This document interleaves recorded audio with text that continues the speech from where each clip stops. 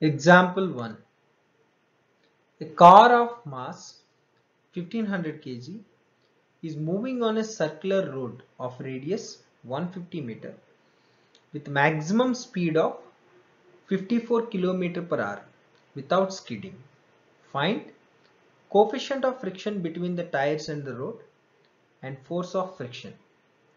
So in this case, mass is given, which is 1500 kg, and radius of the circular road is also given, which is 150 meters, and the maximum speed of the car also given, which is 54 km per hour. We need to find the coefficient of friction and frictional force. So mass is 1500 kg, mass of the car, and radius of the circular road is 150 meter, and the maximum speed of the car is given, which is 54 km per hour. Let us convert that into meter per second. So 54 into 5 by 18 will give 18 ones are 18 threes are, so 15 meter per second. So we need to find coefficient of friction. So V max is equal to under root of mu rg on a flat horizontal road. This is the formula. So now we know V max, which is 15, is equal to under root of mu into r is 150 into g is 10.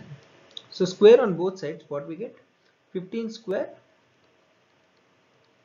is equal to mu into 1500. So what we get? Mu is equal to 15 square is 225 by 1500 will give 0.15.